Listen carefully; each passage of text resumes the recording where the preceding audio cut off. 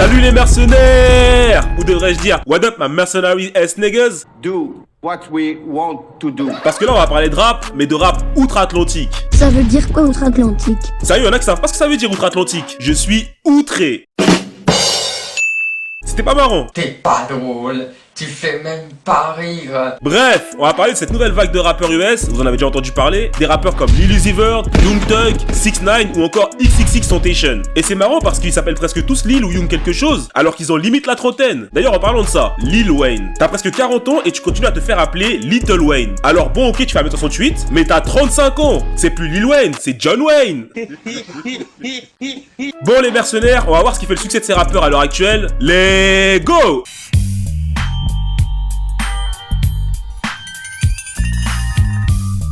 Déjà, la première chose qu'il faut pour devenir rappeur US tendance, c'est les tatouages. Le premier truc qui saute aux yeux quand on regarde la plupart de ces rappeurs, c'est leur aspect physique. Alors, je vais pas dire qu'ils sont moches.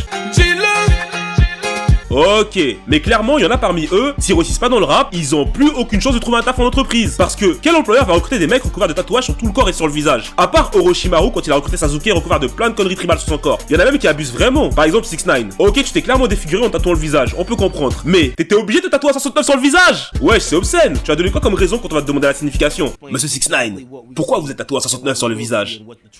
Parce que j'avais pas assez de place pour écrire que je veux qu'une meuf pendant. Bon, maintenant que vous avez les tatouages, une autre chose est primordiale pour percer, c'est la coupe de cheveux. On dirait qu'il faut un concours du rappeur qui aura la coloration la plus folle. Entre 6ix9ine qui a les cheveux multicolores, on dirait le drapeau de la Gay Pride. Lil Uzi Vert qui a les cheveux violets, Lil Pump qui a des tresses roses, puis Lil Wachie et Famous Dex qui sont coiffés comme Whoopi Goldberg. Je ne sais même plus quoi dire. Avant aux USA, ils avaient des rappeurs comme Tupac, B.I.G, DMX, des mecs qui se faisaient des bonnes boules à zéro, qui tenaient des propos haineux, qui avaient des problèmes avec la justice, des problèmes de gang. Mais au moins, tu sais que ces mecs-là, ils vont pas encrater les bigoudis à leur daronne. La première fois que j'ai écouté leur son, je savais même pas à quoi ils ressemblaient. Ça faisait que des grosses menaces sur des instrus de fou. Je me suis dit, ils doivent avoir l'air effrayants. Mais ils sont grave mignons en vrai. Et à chaque fois que je me dis que ça pourra pas être pire, à chaque fois un nouveau rappeur perce là-bas et on se croirait dans un épisode de Dragon Ball Super avec toutes leurs nouvelles couleurs de cheveux. Putain.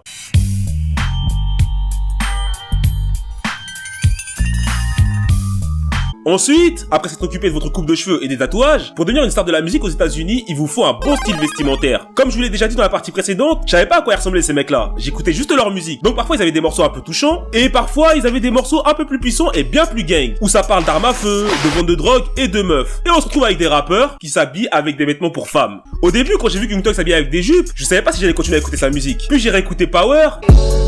First you get that money, then you get that power. If he tuned in, knows up, but he on that powder. Et je me suis dit qu'en fait, je pouvais prendre sur moi et faire preuve de tolérance. Parce qu'au fond, on est tous des humains. On vit sur la même planète. We are the world! Et quant à leur attitude, en fait, la plupart ça va. Ils ont des attitudes de gangsters, remplis de signes de gang, tellement qu'on dirait qu'ils vont invoquer Gamabunta. Juste, parfois il y a des rappeurs, ils se laissent aller. Alors je vais pas critiquer Lil Uzi, on sait que c'est un mec raffiné tout ça. What school y'all go to?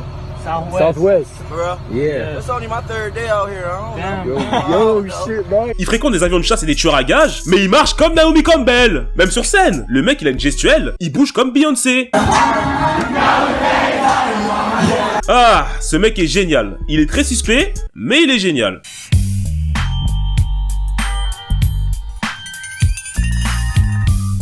Tu sais, les rappeurs, ce sont un peu des rockstars. Et qui dit rockstar, dit provoque. Mais parfois, ils vont un peu loin. Prenons l'exemple de 6ix9ine. Alors lui, c'est l'exemple typique du jeune homme sans histoire qu'on retrouve assassiné de plusieurs rafales de Kalachnikov. Vraiment, c'était un jeune homme sans histoire, alors... Certes, il avait des démêlés avec la justice. Certes, il menaçait parfois les voisins, mais c'est l'âge. Il était juste un peu turbulent, rien de plus. Oui, bien sûr, comme si des commandos armés allaient se tromper d'adresse et mitrailler des gens qui ont rien à voir avec eux. Le mec, il est recherché partout. À Los Angeles, à Sevron, Je vais te boire ton sang. à San Antonio. San Antonio! La dernière fois que j'ai entendu parler de cette ville, c'était un mauvais souvenir. San Antonio est soudé comme un seul homme. Voici ma pierre à l'édifice en hommage au hip-hop. Comment tu peux être recherché comme ça à seulement 21 ans? Mais d'un côté, je comprends que certains ne veuillent pas de lui dans leur ville. Regardez ce qui se passe quand il va à LA. Dites-vous que là, il vient juste de sortir de l'aéroport. Il a même pas eu le temps de poser ses valises. Malgré ça, il semblerait que 6ix9ine ait signé un contrat de plus de 7 millions de dollars avec une maison de disques. Donc attendez, quelqu'un a payé plus de 7 millions de dollars pour engager un mec qui va sûrement mourir avant l'année 2019. Ok, ce mec est un crack, mais clairement, ce rappeur en a rien à foutre. Regardez, il provoque même la communauté noire. Baby, I ain't a hot boy, I'm a block boy. I'm Ah non, en fait il dit I'm a block boy. Et puis même 50 Cent l'a validé finalement. Ça fera 69 $ et 50 centimes. Ah merde, je n'ai que 69 $. Ah tiens, j'ai 50 cents.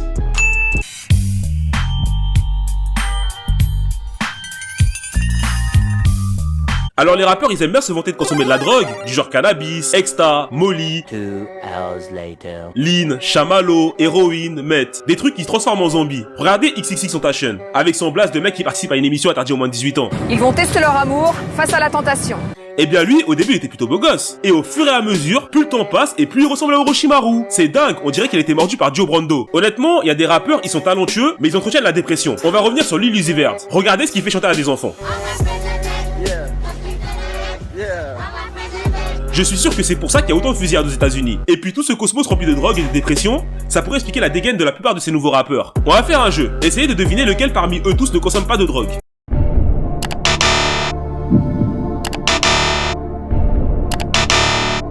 Il y avait un piège, ils sont tous dans un kenjutsu qui mélange drogue douce, mauvais goût vestimentaire et maîtrise du Sharingan. Bon les mercenaires, maintenant vous savez comment devenir un rappeur US tendance, il vous reste plus qu'à vous lancer. Sur ce, on se dit à plus tard. Fuck